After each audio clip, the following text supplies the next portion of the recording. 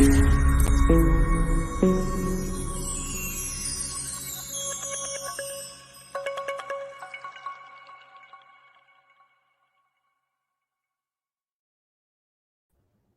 up me ducks, how are we doing? Hope everybody's doing okay and got a cuppa and at the ready. Let's do a roll call, a hello and welcome everybody. Oh, there's a, I don't know why Gerald's howdy everyone was just held then. That's bizarre. Anyway, first one in is our Caroline. How are you doing, Caroline? Lovely to see you as always. And then we've got Joanne. Hi, Joanne. M.A. Barefoot Pagan. Hello, our kid. And we have Orshi. How you doing, Orshi? Scott. Hello, Scott. And Evelyn. Nice to see you. We've got Tycon. Hello, Tycon. Isabel. And Nancy, the lovely Nancy. And Bluebell Oracle. We have Shauna. Hi, Shauna. The Smowland. Nice to see you. And we have Robin. Just watching back Kelly's live, and I missed this morning. Yeah, I was so pleased to catch a Kelly live. I think I missed like the first half an hour because I was down at the shops. But I caught her, which was nice because normally I'm at work in the week. Normally Normally they are in the week and I'm at work. So it was nice to catch her. Elena, hello. I've not seen you before. Welcome from Amsterdam. And Chris, say up, Chris. How are you doing? And we had, that was very Joey Tribbiani. How you doing? Joanne is ready. That's good. We've got Ellie from Tarot Diva. And let's see, Malamia. Hello, Malamia. Nice to see you. And Nancy, another Nancy. Dee Dee's here. Hello, Dee Dee. Kelly Bear, talking of which, how are you doing? Well, I know how you're doing because I've just been chatting to you on your live. Lovely to see you. And we have Lisa from Texas. Our Jen's here. Hi, Jen. Nice to see you. Happy Saturday. Robot call. Robot roll call. And Woman Who Sees. So many people here. Tammy Pie. Hello, hello, hello. Garden Goddess. Hello. It's a lovely channel name. Have you always had that channel name? I don't recall it, but it might be your first time here. So welcome. Charlotte and Evelyn and Maharet and Ben's here. Hello, Ben. I was going to glide you earlier while I was cooking my lunch. Well, I wasn't cooking. It was a salad. But while I was preparing my lunch. And then I forgot. I was like, I haven't spoken to Ben for what seems like ages. Must send him a message. Izumi, nice to see you. Lots of new people here today, which is really nice. Gillian, Rob, hello, Rob. A lot has happened, but I'm back. Well, I hope you're okay, Rob. I hope when you say a lot has happened, it's not all bad stuff. I hope it just means you've been busy. Hello, Tanji. And Kim, hello, Kim. Heidi, how's my favorite hermit? I'm better for seeing you. It's lovely to see you here. Hope you're doing okay. Chelsea, Inked Witchy Girl. Wow, so many people. Did I say Robin? I think I did say Robin. But if I didn't, hello again, Robin. Groon, how are you doing? Maddie, nice to see you, Maddie. And D, another D. Ashley. And doing some art journaling while watching. Wow, I've seen some of your stuff. Those little dinky journals are great. I'm worried I've missed somebody. As a Sacred Turtle, nice to see you. Hopefully I haven't missed anybody. I think I've caught up. So I've got some really nice, I don't know if you can see here, I've had to put it on a mat because it does get hot. I've got my Mabon blend, the Incense blend. It's a mix of herbs and resins, and there's a little bit of smoke coming off it. I don't know if you'll see that, but it smells so lovely. And the oil that I got, this was in yesterday's video. I did the opening of the Mabon celebration kit. These oils as well, you can wear them, you can put them in candles, you can put a few drops on your pulse points. So gorgeous, really, really gorgeous. A little pot of heaven, just smells so divine. And I don't know if you can tell, but I'm really bunged up. So what I've done, I've made myself a coffee, but I've had this since Christmas. It's taken forever to get used to it.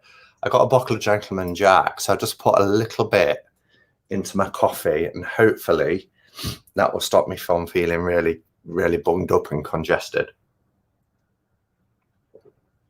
I hadn't realised you got the same incense burner as me. This was in a kit when I went to Glastonbury, Kelly. There's a shop that I've just done their Mabon celebration kit called Sons of Asgard. And it was up the Gauntlet, which is a little side street off the high street in Glastonbury. And they've just moved to the high street in the last couple of weeks. But they had an incense starter kit, which was about £45, but it had this in it. It had charcoal discs, and I think about 35 different resins and incenses. So you could blend your own, and then like a menu of all the different ones that you could blend. So that's left from that, but I bought the Mabon, and I'm going to get one of their celebration kits for every Sabbat, because they're just incredible blenders. Really, really beautiful. Ben, you beautiful fucker, how are you? Chris has such a way with words. He's the ultimate charmer, isn't he? Although I suppose it always makes you feel good, even when you get a little welcome like that. Okay, resorted. Sorry if I missed any hellos. I had to do a device swap. My iPad was on the fritz. The fritz? Is that like how we would say on the blink? Our iPad's on the blink. I need to watch your Mabon unboxing. Been inspired by the VRs to my bedside table to get mine tidied. No way doing a video in its current messy and dusty state. Oh, Isabel, I need to check the hashtag. There's been a few lovely VRs to my bedside table, and I've really enjoyed watching them. It always fascinates me what people have got on any sort of little space, whether it's a sacred space or whether it's just kind of like, you know, that little table next to your front door where you chuck your keys and all that stuff into bedside tables. And anybody in the chat who's been here, like Kelly, will know that my home has got lots of little dedicated spaces because I just love them, and I like to put special things on them. So it's been a real joy watching the VRs to my bedside table. So thank you to everybody that's taken part. And who cares if it's messy? Who cares? You know, doesn't matter. No one's here to judge. No one's here to kind of point fingers. We still find it, you know, one person's messy might not be another person's messy. Some people come here and think it's messy. I think it's full of stuff, but I like everything that it's full of. But my sister, for example, she always says, oh, I couldn't live where you live. I couldn't, all that stuff. I couldn't, but I like it. I'm not into the minimal kind of clean lines and plain surfaces. Fill it with stuff. Any chance of saving it? Or is it an upgrade? Oh, is this Jen's? What did Jen say in response to that? You're on Glide, Ben, and you haven't added me. Away in a huff. Kelly says, I get used over here too. It gets used over here too. I used it on the fritz, referring to my oven in the live today. I've never heard that phrase, the fritz. Haha, fritz, blink. Sure, that sounds about right. Yeah, I've never used it. Simon, You're in my head, Bab. I've been thinking I need to glide you too. There you are, you see. Telepathic. No one's here to judge. Simon, have you met YouTube? Well, there is that, I suppose. But I'd like to think that most people watching people's sacred spaces, I wish I could show you this. I'm just looking down at my throw over. I've got a throw on the couch, and it's like this is me, ADD, going off on lots of different things, but if I don't say it, and there's like a shadow, and I've obviously had a book or something laying there, which left a bit of an imprint, but it's actually, it forms a pentacle, or a pentagram, I should say. There's no circle around it. I wonder if I could capture it. Bear with, see if I can show it. Probably not going to come out. Will it? Okay, this could work. I need to turn the brightness down. You know, you just look sometimes at something, you think, oh, that's... But I see things that aren't there anyway, and I'll say to people, can you see that? And they can't. But hopefully you can see that. So that's the throw that's on the settee. Do you see that pentagram? At least the top part of a pentagram. But it looks really clear from here. Love your tea, Simon. Thank you. This was a gift from somebody who's in the chat today, but always likes to be anonymous. So I'm not going to say who, but it is one of my favorites. I really love my hermit t-shirt. And this person who sent it me, I've had it a couple of years now. It is a couple of years, I think. But yeah, love it. So here we are, 15 weeks till the wedding, and they've only just finding out about it. Such fun. Who's only just finding out? Yeah, it's just after Christmas, isn't it? I know it's 14 weeks till Christmas. My Slimming World consultant reminded us on Wednesday.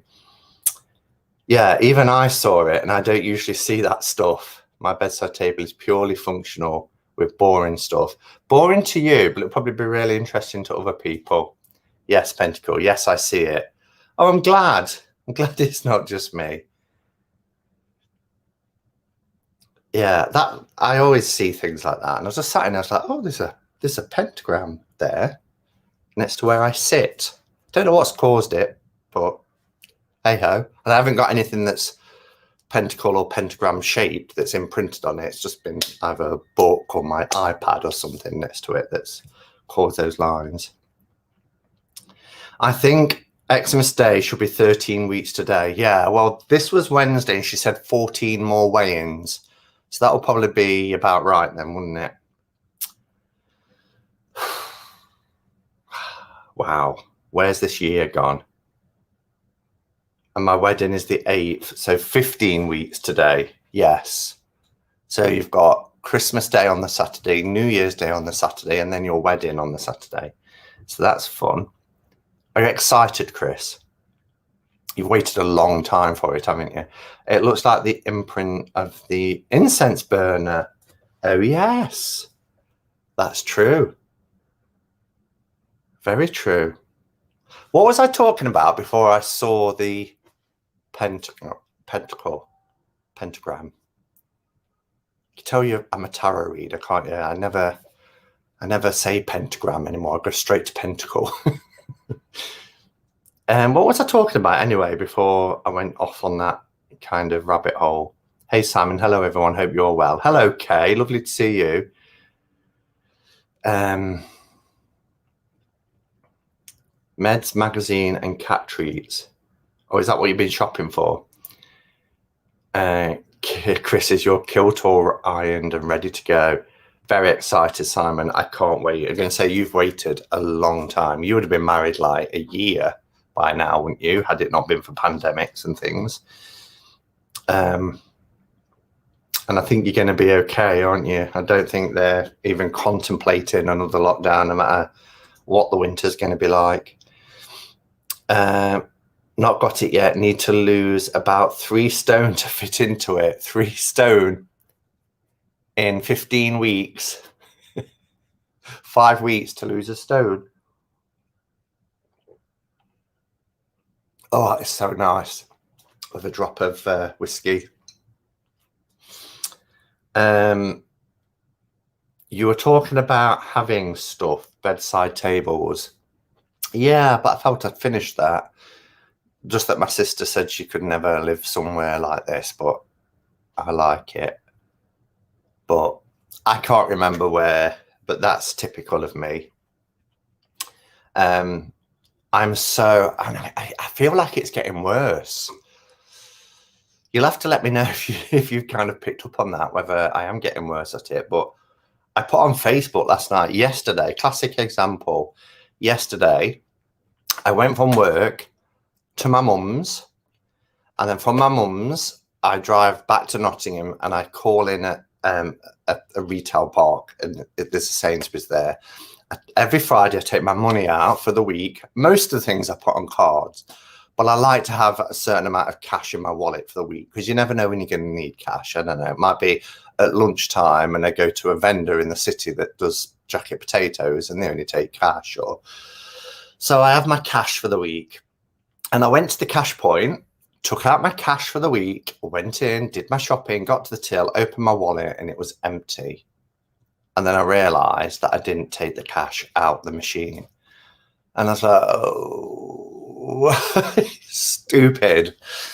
So I went back outside. I'd been in there about 15 minutes, and why I thought on a Friday it would still be empty. And there was a queue of people at the cash point. So I was like, well, that's gone. But I did ask on the inside, and nobody had handed it in. I just thought, well, there's a chance some honest person might go into the customer service and say, look, this was hanging out the cash point. And then some people put on the thread, well, after so long, it sucks it back in, but it's not appeared in my account. It's showing that it's been withdrawn. So, and then other people are like, oh, phone the police. They have cameras. But what would you say to the police? Well, I forgot to take the money. So could you go and have a look and look through the camera and then match someone's face to an ID? It's just not worth it, is it? You know, it's my mistake. It's gone. So just deal with it. So hello, Mike. Nice to see you. What about hoarders? Yeah, I mean, hoarding is something that can be, you know, part of somebody's poor mental health. So I tend to not use words like hoarders because, you know, it is recognized as a condition. Am I a hoarder? Not in the sense of, you know, if something doesn't serve a purpose or have sentimental value, then I won't hold on to it. You know, whatever I don't use goes down the chute, and I can let go of things. I don't keep things for the sake of keeping them, and I do pass things on. Yeah, it's just one of those things, you know. At the time, I was like, "Oh, that's real. I could have done without that." You know, it's a week before payday, ironically, so it was my last amount of money. But you know, I've got savings and I've got stuff, so it's not like I'm destitute like it could be for some people. So I'm lucky in that sense. But it's still, you could kick yourself. But part of my going back to the ADD thing is like I just get really frustrated with myself, because there was nothing really distracting me. You know, it wasn't like I was in a conversation with somebody, and I can't play it back. I don't know. I can't remember even taking the card and walking away. I've got no recollection. So I was obviously, my mind was in that kind of void space as it often goes into. And I just took the card out, put it in my wallet and walked away, leaving all the money poking out. So somebody had a nice treat this weekend anyway. So there is that. Maybe they needed it more than I did. There is a... Let me show that, Woolly Hermit. I recently heard Tarot Slut. Tarot Slut, yeah. I don't know. People like to shame, don't they? And there's no shame. If if you like having decks and you like collecting things, even if it's not decks, whatever it is, you know, what is that? I've got a no guilt hashtag no guilt. There is no guilt here. If you enjoy, as I said, collecting things, if it brings you joy, you're not going without, you're not paying bills, you know, getting into massive amounts of debt. What does it matter what you do with your surplus cash? I enjoy it and I don't have any guilt. I used to. I can remember when I first started my channel, and it's a bit linked to what I'm going to be talking about today. When I first started my channel, I was like, oh my God, I've bought 5 decks this month. Next month, I'm only going to buy 1 deck, 1 tarot, 1 oracle, 1 book. And, you know, I used to kind of beat myself up if I didn't do that. And I thought, well, what am I doing that for? What am I doing that for? If that month there are 2 decks that I really want to get, am I going to deny myself just because I said I'm only going to buy 1? What you have to look at the reason why you would set that. And for those people who do set those goals, that's absolutely fine because you've got your justifications and your reasons for doing it. Maybe you are spending too much and it's starting to impact. Maybe you're not getting to work with the ones that you really want to work with. So no guilt either way. It goes both ways. But yeah, I just wish people would just cut people a break. If they want to do it, do it. If they don't, don't. Hello from Japan. The ADD struggle is real, absolutely real. Welcome. Do you have a name channel we can call you? This is midnight. Good evening, everyone. Thank you. Yeah, it's absolutely fine for somebody to have that name channel. There's no, you know, that's their language. That's the name of their channel, and it's absolutely fine. So that's all good. The Wandering Star, hello. So this is our Navneet. So Navneet, who's been a subscriber for years now, has just changed their channel name from the Star Tarot. And I'm glad you did, because the Star Tarot, I mean, I'm subscribed anyway, but if people are searching for the Star Tarot, you'll be hard to find because all you're going to get is walkthroughs and videos about the Star Tarot. So I love your the Wandering Star. I think it's a beautiful channel name. Heidi says, Simon, it's okay. I poured almond milk in barbecue chips and gave it to my son thinking I'd given him Cheerios. I bet that was an interesting breakfast.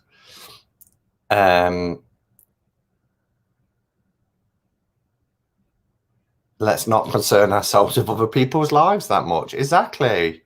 Focus on your own life, you know. I'm an oracle reader. Kelly was talking about it earlier in her live this afternoon, where, you know, people will be saying, oh, why have you showed all the cards for that deck? I didn't want to see all the cards. I mean, it's got to be one of the most ridiculous comments to leave, isn't it? You know, I didn't want to see all the cards. Well, that's the beauty of YouTube. Switch off. Watch the cards you want to see. And I do that all the time. And I'll leave messages on people's walkthroughs after I've got the deck. And I'll say, I've come back to watch your walkthrough because I'm interested in hearing people's thoughts and views. Because I didn't want to have any spoilers, you know. I'll see a few cards. And if I know instantly, yes, this is a deck that I really like and I can work with, then I'll leave that live. And I'll get the deck and then I'll go back to it later once I've had my first impression of it. If I'm kind of and ahhing and not sure, then I really appreciate seeing full walkthroughs. So that sometimes helps me not to buy. But to leave messages on Kelly's video like, oh, I really didn't want to see every card. Why have you spoilt it? It's like, you're in control. So I don't know.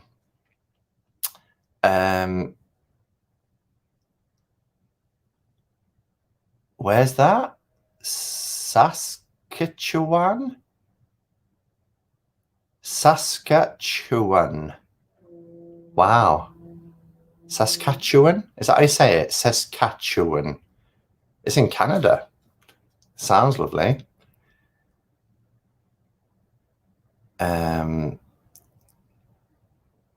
It's beautiful, Malamur. Likely to find summer. Just trying to catch up now. Kelly, don't watch it then or skip along. Bloody bananas. But people are people, aren't they? Sometimes I think some people like to just be a little bit prickly. I said prickly. Some people want to be surprised, not me. I want to see them all before I buy. I don't want to find a card that spoils the whole deck for me. And that's a really valid point, Robin. Yeah. I think sometimes I know pretty much early on in the deck, and then I think, well, I'll have a few surprises. But a lot of the times I'll watch a full walkthrough because, or if there's an eagerly anticipated deck. So for instance, Tower of the Abyss was one that I've known about for at least 3 years. And I've watched the creation process. So I knew that I would be buying it. I knew it. So I didn't watch people's walkthroughs until mine came, because there were some cards that I weren't aware of and I wanted that element of surprise. So if I know, then I won't watch a full walkthrough, but I wouldn't leave a comment saying I'm not watching it. People are weird, says Orshi. I fast forward through videos if I don't want to watch the cards before and I get them, and I appreciate hearing what people think. Yeah, and that's why I've started doing that more with mine now. I'll do a flip through element, but then I'll come back and I'll talk about the cards, because some people have also left comments like, oh, your videos are too long, or they'll put the little timestamps in for you. Again, something I was talking about earlier. Card walkthroughs begin at 17 minutes. And I'm like, thank you for doing that. That saves me the job. And then I thought, well, perhaps some people do just want to see just a flip through the card. So I tend to do a flip through, and then I'll say, come back at the end, and people can move the timer bar to hear thoughts on it. So it's hard, really, because you try and cater for as many people as possible, but there's always going to be somebody that it doesn't appeal to. It's Canadian province. I probably butchered the name of it. Yeah, Jen said it's literally impossible to make everybody happy. Is that what is that? You can please some of the people some of the time. I can never remember that. It's a bit of a tongue twister to get your head around it, but it goes on about how, you know, you can please some people some of the time, but not all of the time. You said it right. Oh, that's good. Does anyone here have an idea how to repair a slightly torn card? It's just the border and I don't want it to get worse. Oh, that's frustrating. I don't know how you'd repair it, really, other than tape. But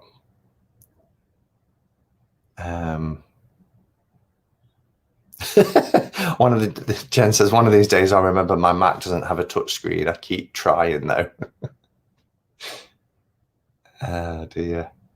Okay, let me try and catch up. That sounds like a lot of effort doing timestamps. Well, for me, I need 2 devices. So I'll have my iPads and I'll have one playing and I'll have one that's in the editing suite so I can put the timestamps in and I'll move it across to the bit. So it's easier that way. And then I make it live once I've done that. Not many people pronounce it correctly outside of Saskatchewan. I sometimes skip the package opening and book review. Oh, I love the book review bit. But not all the people all of the time. Yeah. I'd love to know it all. My mum used to say it years ago. And I could never remember the order it all went in. Ah, Isabel's done it. You can please some of the people. You can please some of the people all of the time, but you can't please all of the people all of the time. Right. You can please some of the people all of the time, but you can't please all of the people all of the time.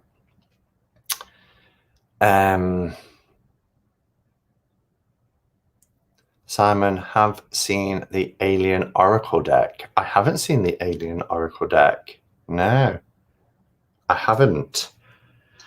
Okay, so shall we move on to how it all began. I need to get rid of this no guilt, this no guilt banner. So, about a week or two ago, I was going through Facebook. You know, if you are on Facebook, you'll know they have these kind of Facebook memories. And oh, this smells gorgeous. And 5 years ago, it showed where I used to sit. Where I'm sitting now used to be a sofa. And then next to where my table is now, my desk here, was just a little table, like a little coffee table against the wall. And there was a small amount of decks on there. And that was 5 years ago.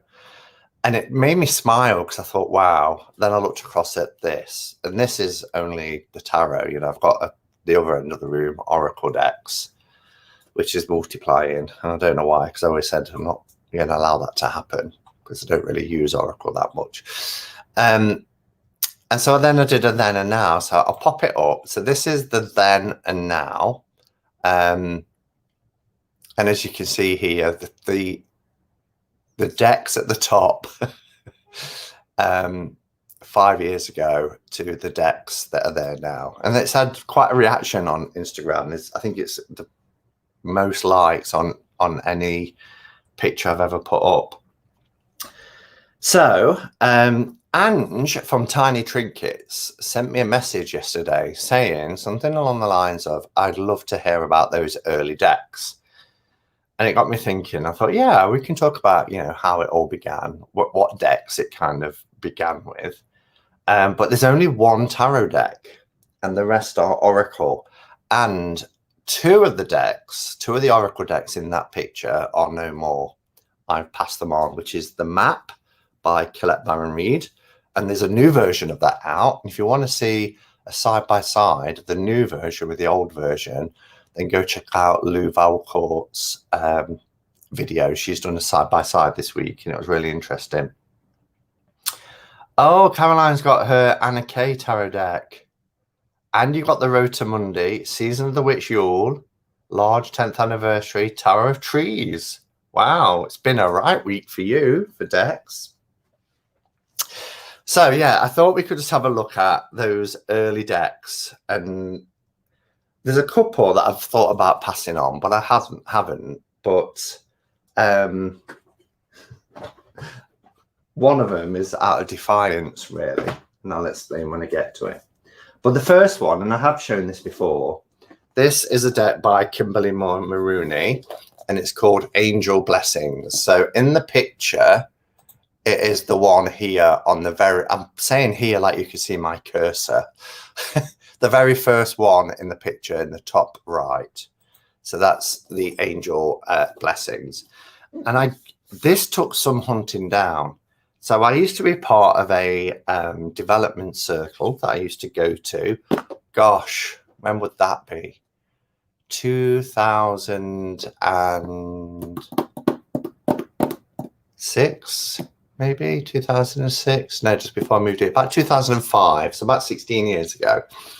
And it's not the best in the world. I mean, talk about everybody going on about how they love matte cardstock. These are very matte. These are the backs, which is this kind of cloud formation. But in this development circle, they'd got a set of these cards, and we were given cards to kind of read for other people.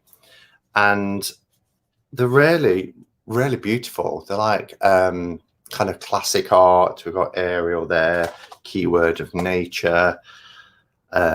Gabriel, I should say, not Gabrielle. It's a singer. Jeremiah,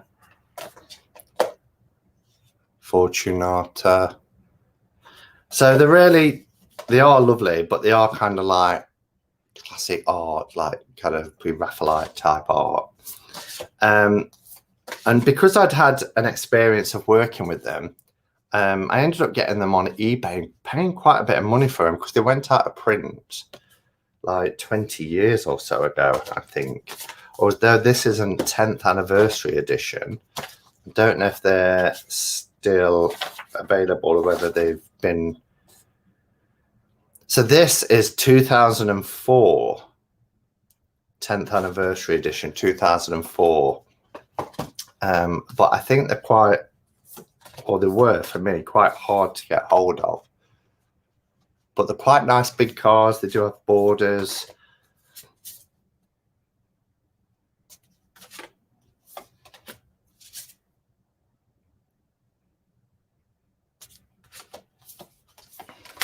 I mean, look at this. Look at Uriel. They look great.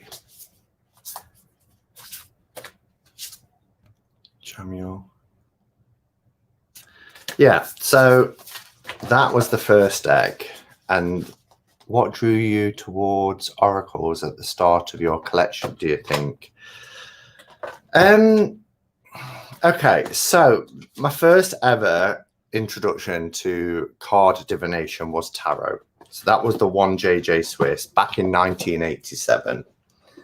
And then, you know, going back into the church and all that kind of stuff, and divination being kind of pooh-hooed. It was by going. So after I left the church, and I've talked about before, I had this kind of hole in the soul. I explored lots of different things. Crystals, I remember being really drawn to, and doing a crystal healing course back in 2003, 2002, 2003. And then you go to Mind, Body, Spirit fairs. And I remember going to Mr. Gifford's psychic fairs. And the first deck, the first oracle deck, which is on that picture, was a Doreen Virtue. And it's the Ascended Masters. Now, this deck, and I did have other Doreen Virtue oracle decks, and I got rid of them all. Because, and I'm not knocking Doreen Virtue, but a lot of people come to card divination, cartomancy, through Doreen Virtue, or did. Now this deck with this book, Archangels and Ascended Masters, when Doreen Virtue converted to Christianity, these are the ones that she regretted the most, and she kind of instructed people to burn them, to destroy them. And in my defiance, I was like, right, they're the ones I'm going to keep. And I'm a bit like this. You know, if someone tells me that you need to get rid of something or you need to burn it, that sort of impish nature in me, because it goes back to my church days, being told this is wrong, that's right, and all that, I kind of rebel against it. So I didn't, and I've kept it just for that reason. I haven't used it in a number of years. I do the same. But again, friends at the time, there's one in there that won't come out. There we go. Friends at the time was talking about this deck, and I really liked the fact that it brought in, you know, masters from all different faiths. I really like that in one sort of cohesive deck. It was the first time I'd ever seen a gilded deck as well. As I say, this has got to be, I want to say 2004, 2005, 2007. It was 2007, and it was new out. So I didn't think it was as late as that. But anyway, yeah. And I really like this because it has, you know, it has Horus. So it does have the Egyptian gods, and they are color themed. And then we have Buddhist cards like White Tara. We have Saint Francis. We even have Merlin and these keywords on them. Paul the Venetian. And Kyle, what's his name? From Hay House, Kyle. Somebody help me out here. He's done a deck that was quite like a new modern version of this kind of Ascended Masters. How Gray, thank you, Jackie and Isabel. Yeah, so I quite like this. We have Thoth.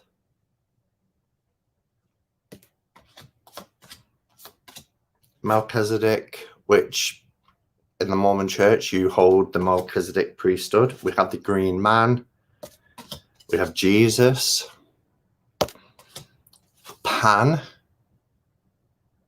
So it's very diverse in that respect. And I quite liked having a deck that represented lots of different faiths. Kuan Yin.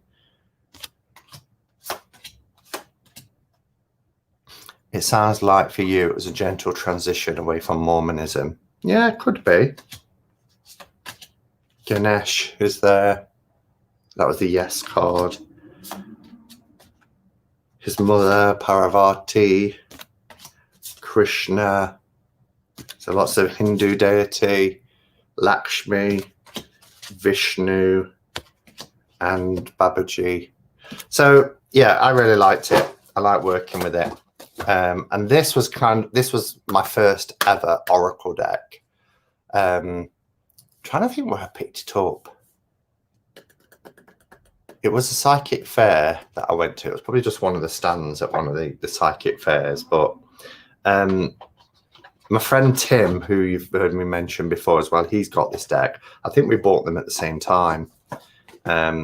So, and with this deck, I used to do lots of readings for my sister and people. I'd say, well, but I would use the book. It comes with a book as well. And this is a separate book, but it does have, you know, more information. So there's a writing here about Ganesh, for example.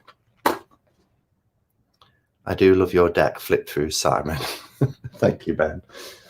And then the other deck, now this was fast forward. Now I'll get to the tarot because I'll explain. I want to kind of give you the timeline. No, I'm already out of the timeline. Because Soul Cards 1 and 2 was on that deck as well. On that picture, I should say. And Soul Cards in particular. Now, with that development circle that I was talking about, I can remember there was always on a Friday night. And there was one particular Friday when I went and she'd got a table in her middle room. She'd got like a sitting room and then a living room. And in this middle room, which we hadn't been in before, she'd got a table and laid out on the table was loads of different decks. I'd be in my element now. And she just said, right, I want you to go in and just choose a deck. And that's the deck you're going to be working with this evening to do readings for people and all this kind of stuff. And I went in and I was immediately drawn to Soul Cards, which you've seen me mention lots and lots of times. This is Soul Cards 1 and 2, a later edition. Deborah Koff-Chapin, after I interviewed her the first time, the creator of the deck, gifted me Soul Cards that had been redone with a couple of cards that were changed. So over here in my little area, I've got a mega deck of my original Soul Cards 1 and 2, which I got Soul Cards in 2002 and Soul Cards 2 in 2003/4. And I was immediately drawn to this deck. And Miriam Gifford from the Mr. Gifford Psychic Fairs, he passed away, her husband, said to me, oh, I don't think they're going to be right for you, because I was very new and very kind of green, and, you know, lots of other people that were there were more advanced. And I was like, oh, really? I said, I feel really drawn to them. She said, okay, well, if you feel drawn to them, be my guest. She said, but they're very challenging. And I think she just thought because there weren't numbers and keywords or a book that you could reference that I might struggle with them. And I didn't. I had an amazing experience of these decks. Now, back then, I don't think Amazon was a thing. And if it was back in 2002, I wasn't aware of it. So I traipsed every single shop that I knew in the area. I even drove into Derbyshire, where I knew of a few places that sold like tarot and oracle decks, to get these. And in the end, I ordered directly. And 2002 was the first year I got a computer as well. I directly found the Center for Touch Drawing, and I ordered my first deck from America. I mean, you can just get them off Amazon now, and they'll be here tomorrow. And I ordered a print as well, which hangs on my wall by the door there, which is of my soul card. Because one of the activities you can do with soul cards is to go through each one and put to one side certain decks that really kind of speak to you. And then you keep narrowing down the process until you've got one card. And my soul card is this one. I absolutely love it. It just like in the picture, it hits me right here. And my life at the time, that just represented, you know, who I was, that sort of hole in the soul, something wanting to emerge. And it was just like you know, they say a picture tells 1,000 words. It was everything. And I just loved it. So I ordered the print as well from Deborah from the Center for Touch Drawing. Who knew as well back then, you know, to think that when I found this deck and hunted it down and got it and started working with it, I wouldn't have believed it if somebody said to me, you know, in about 17, 18 years time, you'll get to interview this person twice and be a part of the creation of Portals of Presence, which was the third deck. It just wouldn't have been, I want to, you know, it's unfathomable.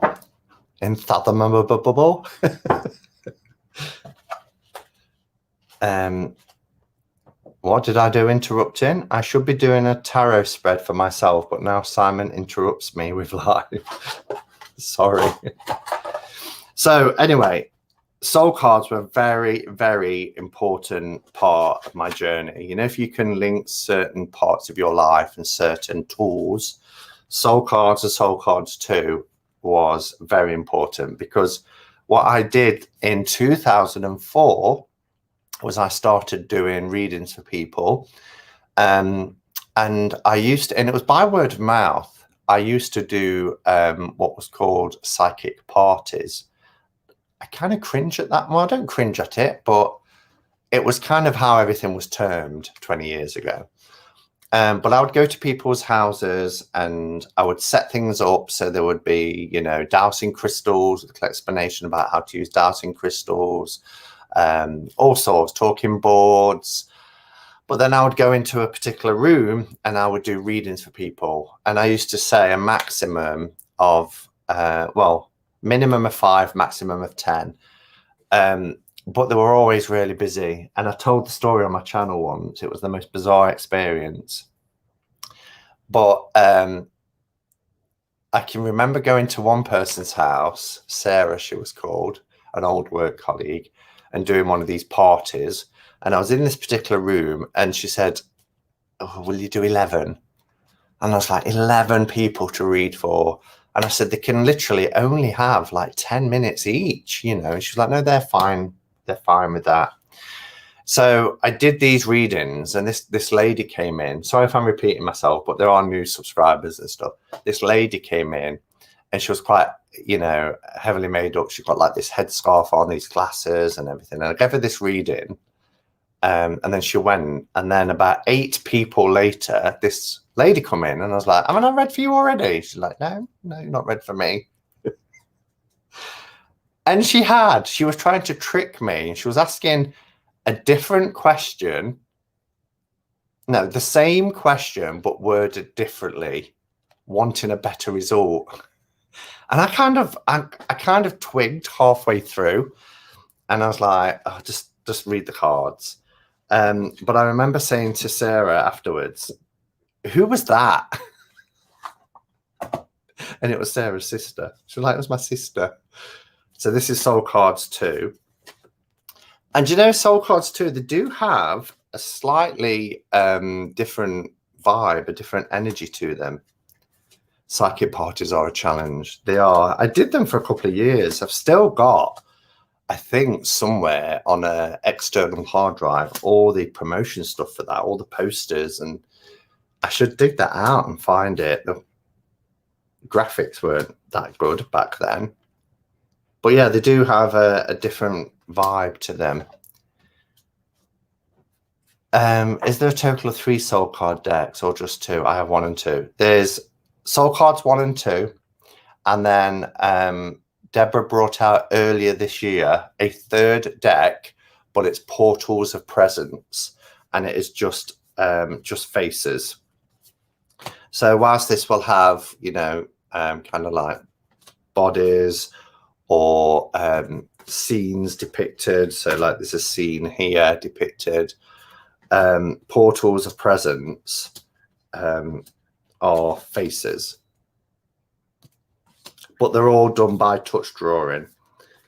And if you want to have a look at touch drawing, then check out one of the interviews I did with Deborah, because she does a live demonstration during the interview of touch drawing, and it is pretty impressive. Yeah, Cheryl, a 3rd deck. The cards are bigger as well and not as colourful. There's lots of colour in these soul card decks. I love this. Doesn't this make a brilliant death card? And this is my favourite from Soul Cards 2. That's the Hermit for me. So underneath where I've got my print hanging of the first card I showed you, there's a smaller print of this framed underneath it. So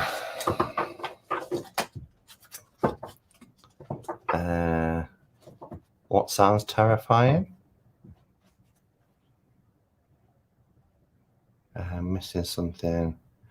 Jen, yeah, that really blows my mind. I only have Soul Cards 2. I can't imagine owning the 2nd deck of something but not the 1st.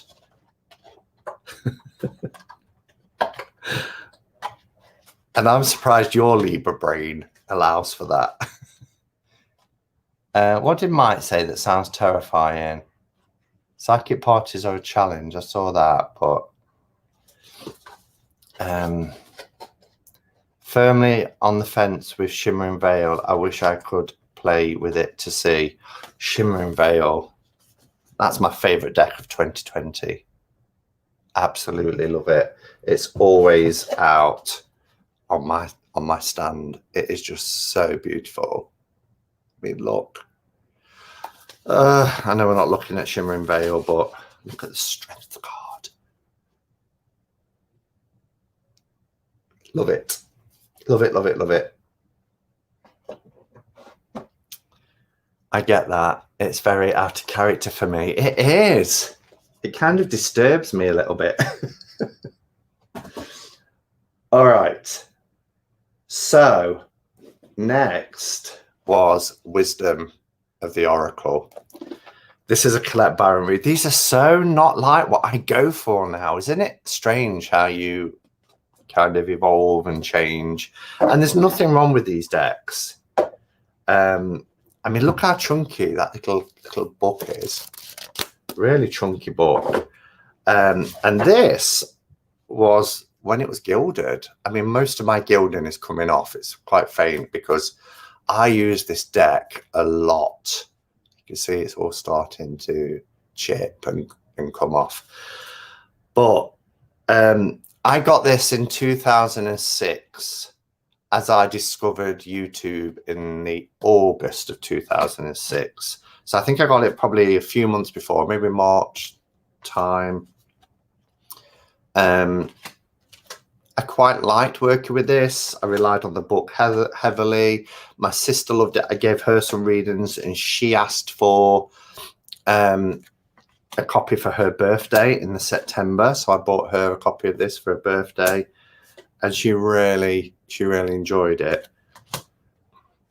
You can still get this, the Wisdom of the Oracle, but I don't think it comes gilded anymore. And I don't know if there's been any other changes to it. These are the backs. This feels just like looking for an old friend now. I love this one, all that glitters. Look at that. And it's Jenna Della Grataglia. Probably saying that wrong as well. della Grottaglia, unless the G is silent and it's Jenna della Grottaglia. But they both work together on numerous decks, even the Good Tarot. So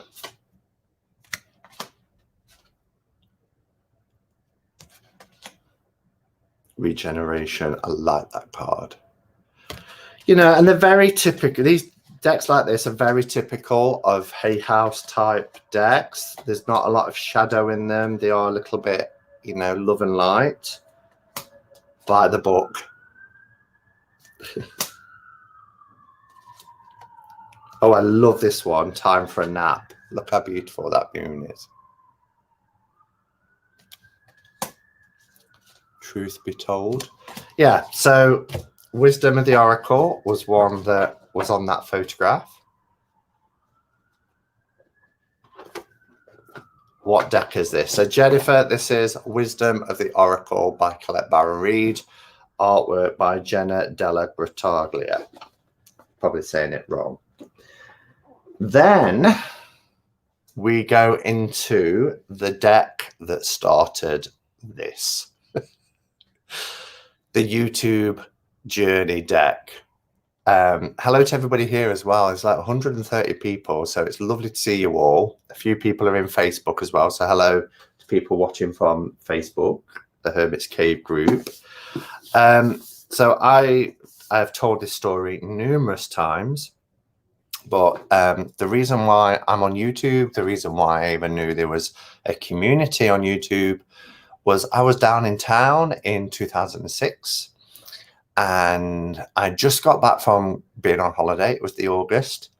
I'd unpacked and all that sort of stuff, and I'd got some money left over that I hadn't spent on holiday. So I thought, do you know what? I'm just going to go and have a walk around town, grab a coffee, pop into a few shops.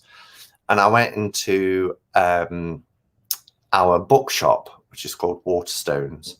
I believe it's part of the same kind of family as Barnes & Noble in the States. And I saw on the shelf this book, this deck, Rumi Oracle. Now, I'm a huge Rumi fan, and I've got a couple of Rumi books. So I immediately picked it up, and I thought, oh, wow, there's an oracle for Rumi. Now, on the back, there are a few pictures, but they're quite small, and I just thought, they don't really tell me a lot. And actually, the first couple of pictures, I weren't that impressed. They looked a little bit abstract, and it was sealed. And I was like, oh, I need to see more than that before I buy it. And so I put it back on the shelf, and I didn't buy it. And I came back here, and I sat here and I thought, oh, I really should have bought that deck. And I thought, where can I see more images? So I just went into Google and I typed in Rumi Oracle, and then there was things about Rumi Oracle. Then there was a strip in Google, and then if anybody types in, you get some options for videos. And I saw that there was a video walkthrough of the Rumi Oracle, and I thought, oh, that's interesting. So I clicked on it. It was a lady called Ariel. Her channel is called Maven Unmasked. And I watched her walkthrough, and she did the whole kind of nice two-piece box. It's red on the inside. It's sturdy. And I was like, what is this? Why does that matter? And then she was like, and the cardstock is... And I was like, oh, wow. People are really serious about their Oracle decks. And from there, then you're in YouTube and you can see other videos. And there was somebody else doing a walkthrough of it. It could even been Lou Valcourt. It wasn't Callie Bear because she doesn't have this deck. I wasn't really into oracles. But at least within a week of finding YouTube, I found Callie Bear. And I was like, oh, wow, there's somebody English doing this. And that was it. I was in that kind of rabbit hole of thinking, and then I can remember a tarot deck being somebody doing a walkthrough, and I think it was Ariel again from Maven Unmasked, and it was Tarot Apocalypsis, And I remember thinking, this is the most beautiful thing ever. So I went off to, still not realizing you can get things on Amazon. I went off to, I then said Barnes and Noble, Waterstones, and I said, do you have Tarot Apocalypsis? And they said, no, but we can order it for you. So I said, yes, please. So they ordered it me. And I just couldn't use it. I couldn't use it. And I was like, no, I can't use this. I'll show you some of the images, by the way, from the Rumi Oracle. And the book is lovely for this. So this is you who show the way. The human gift. And so I ended up trading that. But then that took me down the whole road of finding the tarot community. Simon, how often do you read for yourself? Just curious. Daily. I read daily. I still don't really do oracles. Yeah. I wish I could remember, Kelly, the first video of yours. It could have been Deviant Moon, you know. When you mentioned it today, I thought, I think that might have been the first video I saw. But as I said to you when I first met you, what, 4 years ago now? Is it 4 years ago? 3 years, 3.5, nearly 4 years ago. You was one of the first people I ever found. It was you, Lou Valcourt, and Maven Unmasked. And then from there, I found Kelly at the Truth in Story, Patrick from the channel at the time was In the 78 Cards. Yeah, and men on YouTube. I think I knew two.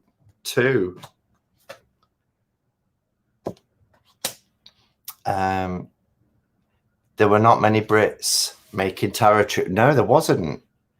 No, there wasn't. That's why I was like, oh, wow, Kelly, she sounds English. And I can't think of anybody else, really. Can you? Back then, going back 5 years or so ago, British people doing them.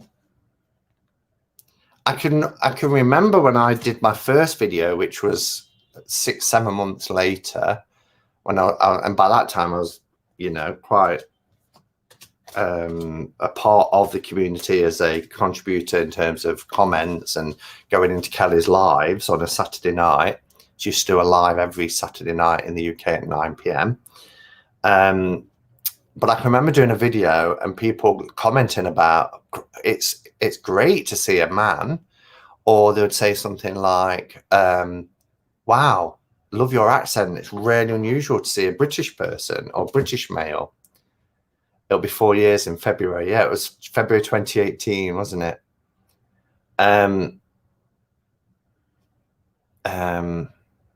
I have a handful that I like. But yeah, but it was quite rare. And I think that's why my channel at the beginning really took off, because people were saying like, oh, it's really refreshing to hear a male perspective or a British male perspective. And there wasn't many people. I remember Brian Cormac Carr joining YouTube a few months later, maybe about 6 months later.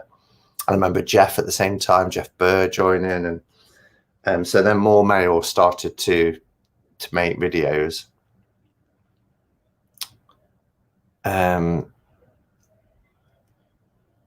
I found Simon. Do I have hero worship? Yes, unapologetically. I can remember you first contacted me, Heidi. Yeah, everybody's journey was through Kellyanne Maddox, but mine wasn't. I started to hear about Kellyanne Maddox, and at the time, I wasn't really dabbling in paganism that much. I was more focused on my Buddhist practice. Although, you know, for those kind of, if you start to, and I'm sure many people in the chat will agree, if you start to find a community like the tarot community, paganism is very much, you're exposed to it and you start hearing about it. And at first, again, conditioning, church, and I was hearing people talking about witchcraft and things.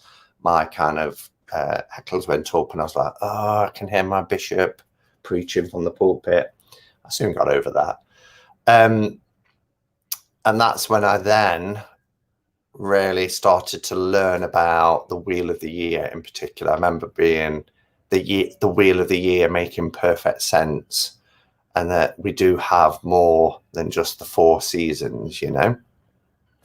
So I loved that, and I loved hearing about the Sabbats, and it went from there. And then when I started a channel, it was originally called Two Spirit, until I was told at a kind of training event that was offensive to use it outside of the context of, you know, trans and bi people who are Native American Indian. And I can remember talking to Kelly saying, why did nobody tell me this? I need to change my channel name. But for me, the Two Spirit, I must have heard it used somewhere, was about, you know, the duality in all things, and particularly my spiritual practice as a pagan Buddhist. So the eagle-eyed amongst you, Kelly was mainly a tarot channel at the beginning. See, I didn't even know that. He, just next to the first crystal, it might not show on this, and I can't expand it, but there's a red velvet bag. Where it says Angel Blessings, there's a red velvet bag laying on the table. That, back in 2016, was my only tarot deck. And it was the original Rider-Waite. Don't even say Smith. The original Rider-Waite tarot pack. And it had this little Celtic cross piece of paper, and the key to the tarot, and a couple of cards, one about Pamela Coleman Smith, and it's the one with the roses and lilies back. Now, I had this, and I bought this in 2008, so I've had this now for 13 years, and it's my only other tarot deck since my 1JJ Swiss in 1987, which, whatever happened to that, who knows, but I've got many versions of it back now.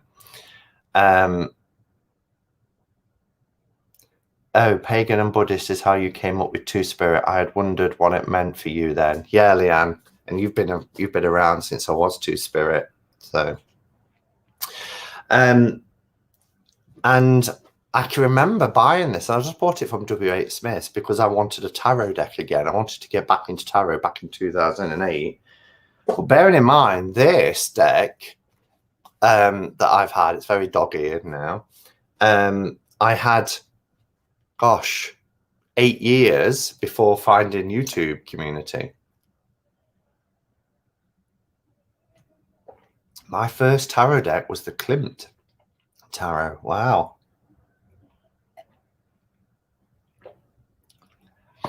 So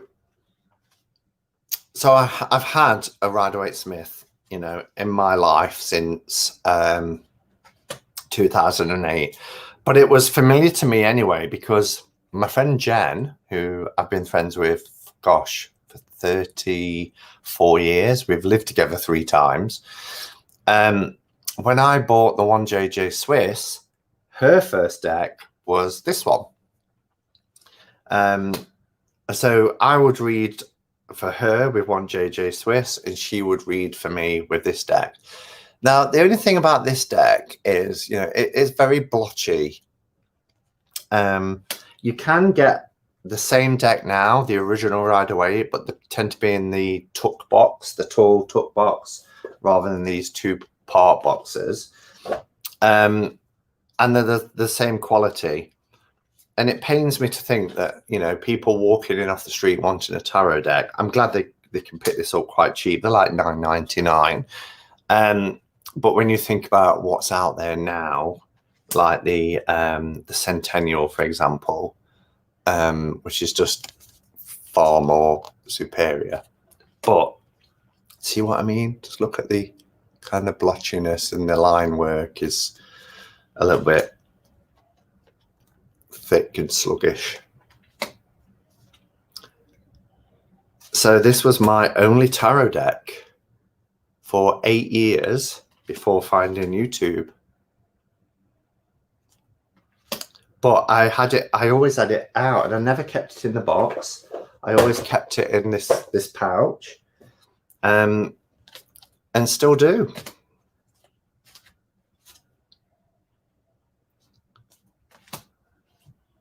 My first was Marseille with an RWS book. I had no idea what I was doing. Oh my gosh, how confusing. Thick and sluggish. It's me.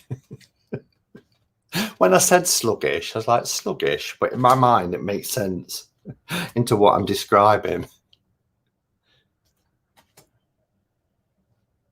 That's one I do have. How old is it, Simon?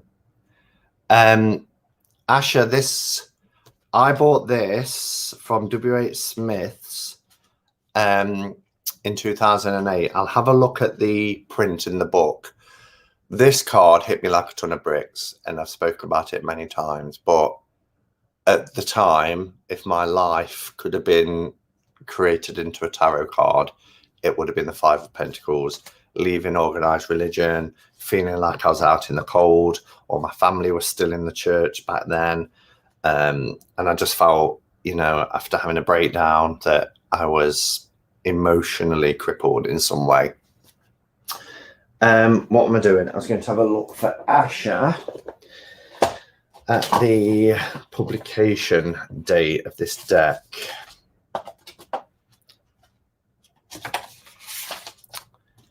It is 1993 published, this one. So it'd obviously been on the shelf quite a while. There are different box designs now. In fact, I'm going to be showing you my legs again. Do you remember last year, for those who's followed my channel for a while, I know exactly where it is. Hidden. Last summer, so last August 2020, I went to the seaside and I forgot to take a tarot deck. I'd got back from Glastonbury from the first meetup, and I forgot to take a tarot deck with me, and I was really lost. I was like, oh, I need a deck. And we went to Mablethorpe, and we went in a shop, and my mum said to me, what are you doing? I said, I need to buy a tarot deck, Mum. I said, I forgot to bring one with me, and I want one. And she said, I'll buy it, yeah. And I remember thinking, you're going to buy me a tarot deck? And we just picked this up. So this is the same deck that is available now. And it was like a tenner. Get your gams out, lad. I keep getting them out, Kelly. I got them out last week and all. So it still has those same two cards. The little white book is now just a little white book, not like what it was there. But it's still of that blotch. In fact, I think it's a little bit worse. And I remember opening this up back at the hotel and thinking, oh my goodness, this is not good. And people are picking this up thinking this is what as good as tarot is. Some aren't too bad, but yeah, it's not great. Yeah, Mum bought you a tarot. Yeah, and I will never part with this for that reason, for sentimental reasons. Even though, you know, if she just said to me, do you know what, I want to buy you a tarot deck this year, I would have chosen a nice deck. But because it was just in a shop and I just wanted a deck that I would use for being away, I just picked this up. I thought, well, let's just, you know, can't have too many RWS decks, can you? He says, I put the cards back in there and not back in that. My mum bought me the Game of Thrones tarot. Oh, wow. I have members of my family that think it's evil. It makes me sad. I'm totally hear you, Shauna. I've heard that many, many times throughout my life. But, you know, people regurgitate what they've been told. Tammy Pie says my mum's pretty cool. To be honest, I'm pretty quiet about it, and my family isn't vast. I also haven't mentioned it to the church friends, as I know some of them can be judgmental. I love them, though, and love my faith. Yeah. I kind of feel in two minds about that. Part of me thinks, well, this is me, this is who I am, love me or leave me. But then I also get that you can form incredible bonds with people who have certain beliefs that are different to your own. And sometimes it's better not to go there. It's a difficult one, isn't it? Because you would like to think that your friends love you unconditionally, but it can also drive a wedge. So it's a tough one. I'm more on the side now of this is who I am, and this is a big part of my life, so take it or leave it. But I also can understand, having been there, how I was in the closet for quite a long time because of my spiritual practices. I had an altar set up in my bedroom at 16 or 17. My mum barely batted an eyelid. My Catholic nan was very intrigued. I feel very lucky for that. Yeah, that is, and there are some people who are of a particular faith that aren't that fazed by it, because they know how important having a faith is to them. So even though it might not be the same faith, I think they still can respect the fact that, albeit different, you've got a faith of your own. So they recognize the importance of it. Sherab Doll says, I'm in the same boat too. I have family members who think I'm a devil worshipper. Yeah. That's sad when it's taken to that level, isn't it? I was never really in the broom closet. I love that it's called the broom closet. My sister outed me at the dinner table. Oh, wow. Past the gravy boat. My boyfriend is Catholic and buys me tarot cards all the time. He says he's Christian but doesn't go to church and is covered with occult tattoos. Let's just leave it at that. My mum is a Christian and actually noted how similar the two practices are. Yeah, well, exactly.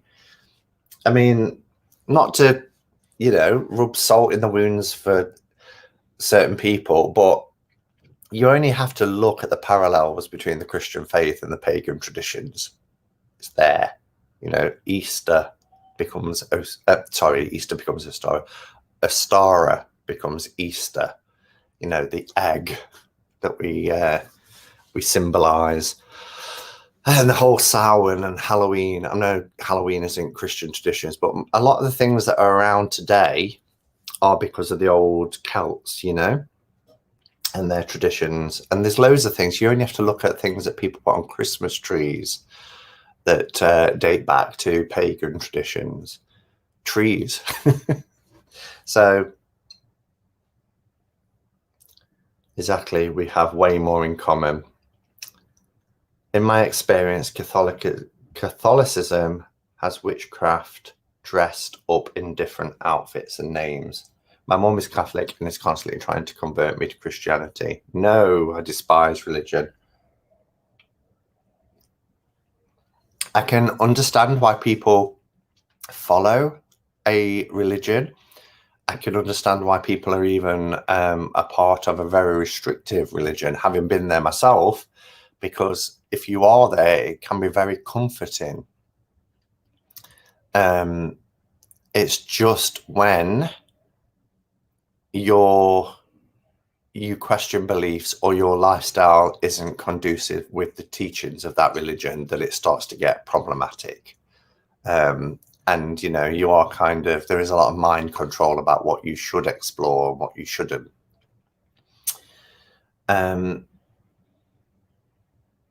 I have always said that I did more witchcraft as a Mormon than as a witch. I bet that went down well.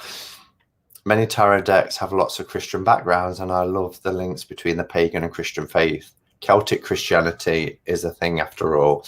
Yeah, and you only have to go to places like Glastonbury to see, the melding of the pagan traditions and the Christian belief systems. It's the two in that town really go hand in hand. There's the sacred thorn, which was supposed to have been, there because of Joseph of Arimathea, in the shadow of the Tor, which has both Christian and Celtic history. So, yeah. Patrick, I was talking about you just how long ago? Half an hour ago? And here you are. How long have you been there?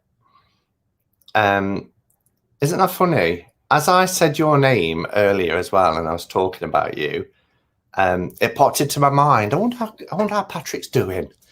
And then you've arrived, so it's nice to see you. Patrick, by the way, if anybody here is thinking, what's he going on about? Who's he talking about? Is the living wheel, who's just messaged in the group. So it's lovely to see you. Hope you're doing okay. What's that? I mean, Christians literally do a ritual where they eat the flesh of Jesus and drink his blood. Sounds like witchcraft to me. Glastonbury Maker of Myths is a fab little book that talks about those links. Got a bit Glasto recently. I've not heard of that. Glastonbury Maker of Myths. I might have to look that book up.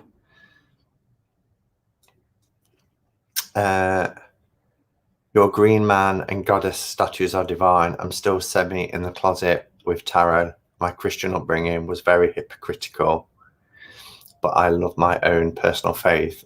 So you mean my goddess and God? Yeah, I didn't realise until I went back to Glastonbury this year that that's Ellen of the Waves. I didn't realise that. But yeah, that's the green man god, but she's very green womany as well. I've been here. I'm very good, thanks. You need to show that crystal that you love so much. It's out on my desk. So my first ever video, I took it down, was thanks to Patrick. That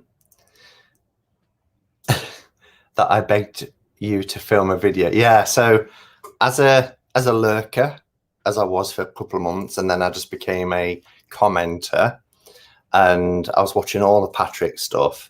And Patrick is really into his crystals. He's got some beautiful crystals. And I mentioned that my mum had bought me a crystal. Now that was we talked earlier about my mum buying me a tarot deck. That day she brought me a crystal, my heart wanted to burst, because it was the first time that I'd left the church while my mum was still pretty active in the church, acknowledging my other spiritual pursuits by buying me this crystal as a gift. So it's very special to me and I love it. And I was telling Patrick about it and he kept saying, well, why don't you film a video? You know how we do now to people, like, why don't you start creating content? Why don't you film a video? And I remember giving Patrick all the excuses under the sun. I haven't really got the equipment to make videos, and and it was horrendous. I soon took it down. So my first video on my channel is doing a VR to Arwen Lynch, one of her tags. But actually, a couple of months before that, I'd put a video up, and I think only Patrick watched it, and he commented with a nice comment. But this is the crystal that I showed, which I just adore. This crystal. It's a nice big piece, and it was in the shop at the seaside. And she said, choose one. And I looked at it, and it was quite expensive, really. But she was like, no, if that's the one you like, I'll get it for you. And there is a little rainbow flash. I'm trying to catch it in here that sometimes catches the light. I love that little fleck there as well. Do you see that little fleck? It's really beautiful. So that's the crystal, Patrick, that started it all off. The start of me making content. But when I don't know if you'll remember, when I did film this crystal, in the background was a table with a few decks on, and that is exactly that top picture there. So there's the crystal under the lamp that I'm just showing. This crystal that I'm showing you here is there under the lamp, under the selenite lamp. And I just picked it up and I filmed with that background. So that was 5 years ago. Wow. Yeah, so it's still here. It's still out on my reading space because it's an important piece to me. This crystal is so beautiful, and not because of how it looks. Wow, I do love that crystal. It is gorgeous, isn't it? Love, love, love, love it. Beautiful energy. I do remember the table. Such great memories. I know. In some ways, it feels like yesterday. And then in others, it feels like there's a lot of water that's gone under that bridge in that time. But yeah, it's made me feel all nostalgic. Yes, I'm responsible for the actual first video. I needed to see the crystal. Love it so much. Yeah, there we go. Simon, that's a great crystal to work with when you want to retrieve your power, shamanicy. Shall I? We're almost out of time. Gosh, it's nearly past already. I'll pull a card from my first ever RWS then. It seems kind of fitting, being as it's in front of me, as a message for us all. This deck is quite beaten up now.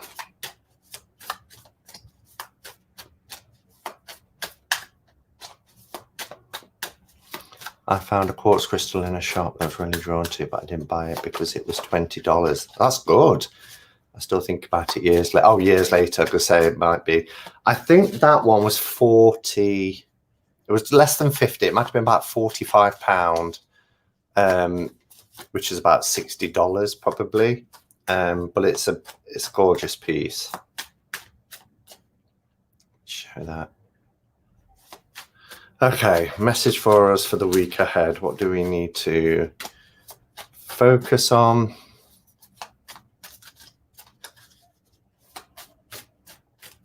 And Patrick, I'm going to say it. You know how you badgered me 5 years ago? Still miss you making content on YouTube. Really do.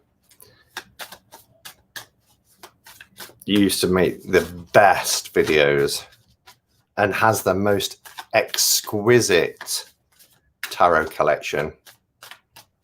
It's so well thought out, and it's got a deck from every century, from the 1400s to now. And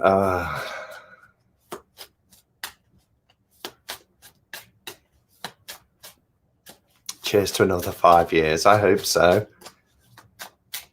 All right. Oh, we have the Six of Swords. Six of Swords. That's quite apt, really, when we're talking about past and going to the future and another 5 years and things like this. So for me, the Six of Swords, and a message that I think is coming through, is that we need to, any difficulties, hardships, struggles that we might have been experiencing, we need to make a conscious effort to move away from. Now, when we say move away, it doesn't always necessarily mean a physical moving away. We're talking about swords, so we're talking about mind. It's about a shift in our perspective.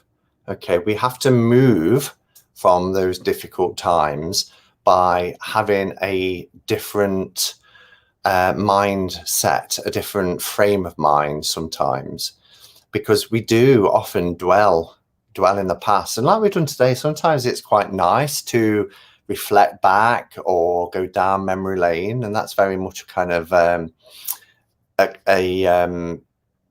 Six of Cups moment, isn't it? But for this, it's saying about, you know, we need to take what we've learned from the past, but not inhabit the past.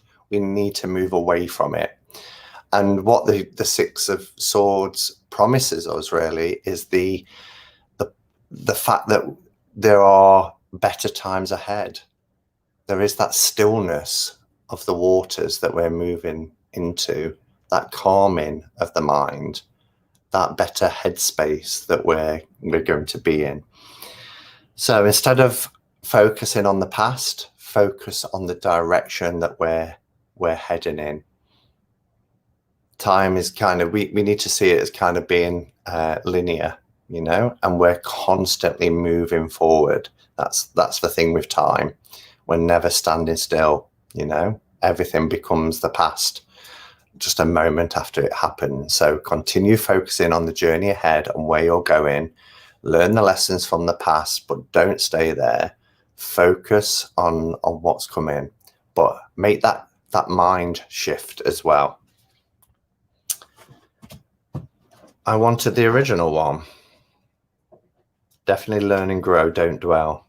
Yeah.